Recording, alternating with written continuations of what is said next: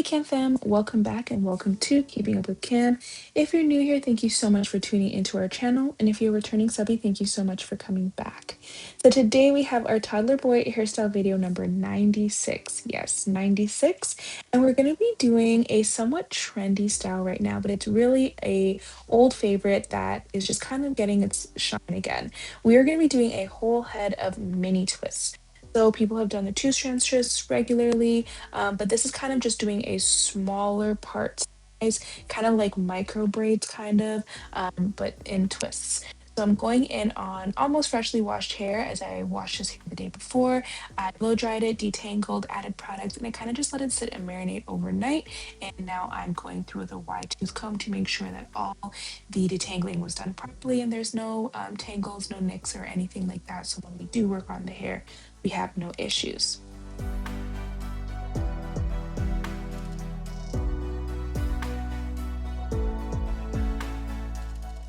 I'm going into section the hair now, and I'm sectioning it off into three main sections. I'm starting off in the back.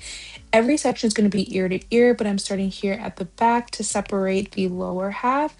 And I want to make sure that it's not too slanted upward. I want it to be straight across, um, as low as possible. And I'm going in, I made a little bit of a rough part, and then I'm going in with my gel to then clean up the part to make sure that it is straight and neat.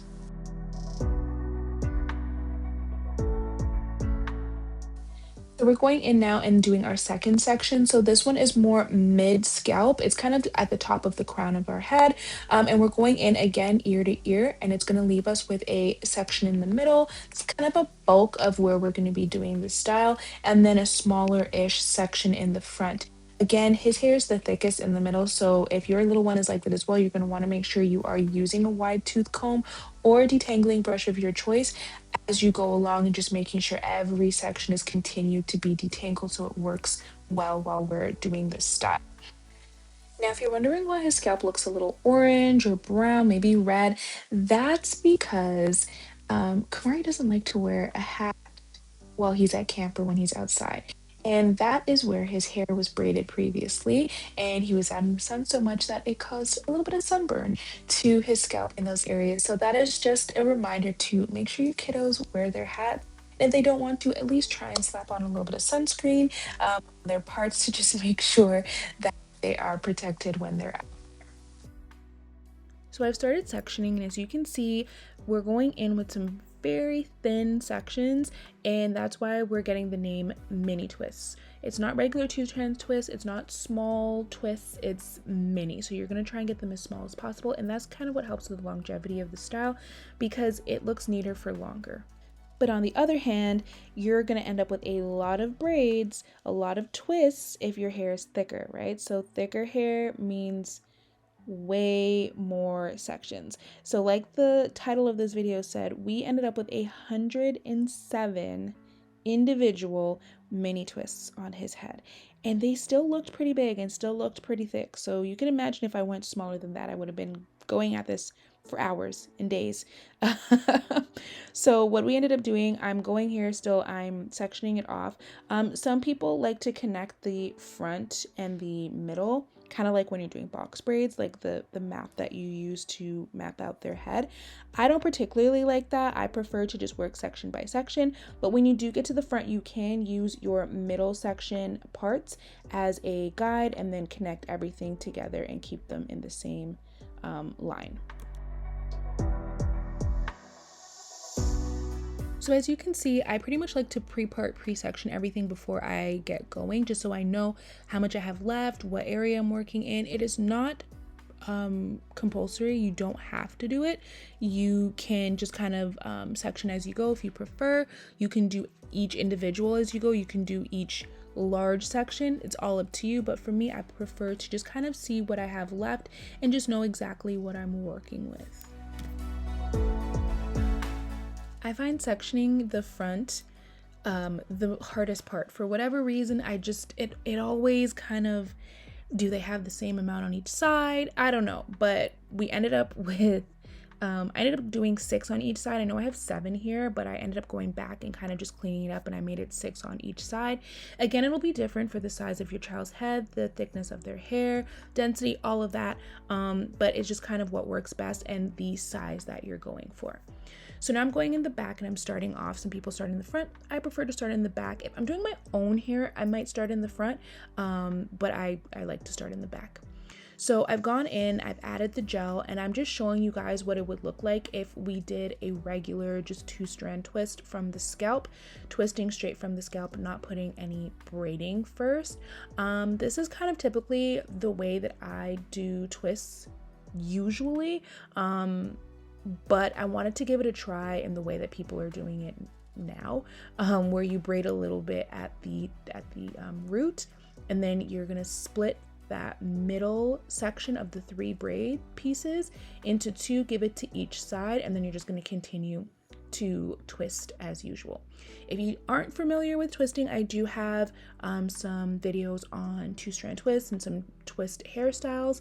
You can go ahead and look at those and just kind of get familiar. Twisting itself and this style in general is pretty easy, pretty quick to do. That's why I opted for the twists instead of the braids. But the fact that we're doing it at this size is what's going to make this style take a little bit longer to complete. It's not really the intricacy of it. It's not really much skill that you have to have for it. It's just that you have to have a lot of time and patience to actually get it done. So as you can see, when it is just straight from the root, it's a little looser, there's more movement to it, and I find that over time it allows for the hair to shrink up a lot more, and the style kind of loses its neatness when it's that way. So that's why I prefer doing a little bit of braiding from the root and then twisting the bottom. As well, if you're not comfortable with the braiding part, if you're not too comfortable starting a braid, I do have some videos, but if you rather just twist from the root, you can do that as well, and this style will still work the same. So I am going in and I am bricklaying the part. I'm making brick parting. So that means you're going to go from the middle braid from the row below, and you're going to start your next braid from there. So you're going to just go in the middle and you're going to part out for the next braid, and you're just going to continue making your boxes that way. And each time you move up, it changes. So after you've done a couple rows, you're going to go in and you're going to add in some mousse. You can use a lot of body, you can use regular mousse. I'm just going in with some of the Dippity Doo curls, as we did receive this from them, and we're so thankful for that.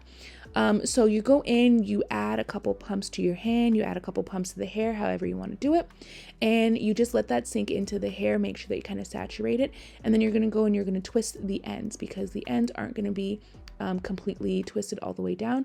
You're going to twist the ends and just make sure that it's curled up, and that's it. That's going to dry over time, and it's going to give the curl, give the twist that definition, that juiciness, that bounciness. As you can see here, it's not as thin as it was before. So we skipped over to the next day. We did this much of the hair the night before, and then he had to get to bed, and it was getting really dark, so I couldn't record as much. So I'm just going back and just showing you how I do the twist in the front. Again, I'm only doing a little bit. I'm kind of doing less braiding here, 2 or 3 pieces, or 2 or 3 spaces down, and then I'm twisting. I just kind of like that neater twist look from the top instead of more braiding down. But you go in and it's simple. Like I said, the same twisting that we did in the back, we're going to do the same twisting throughout the whole head. Parting is easy as well. It's really straightforward. You're just making boxes and you're just continuing that bricklaying pattern. When you do get to the front, you are going to do it going front to back instead of side to side like we were doing in the back, but it still works out to be the same way. Again, I have previous videos on twisting and braiding box braids, so go ahead and have a look at those if you need help with mapping it out. Now I've gone in with the Dippity Doo curl jelly, and I'm just adding that to the hair. This is a very light hold jelly, so I'm just putting that in there so it gives it a little more definition and it gives it a little bit more shine to the hair, as it is in the twist, and we just want to give it a lot of volume, and we want to give it a lot of shine and just kind of get the most out of our twists.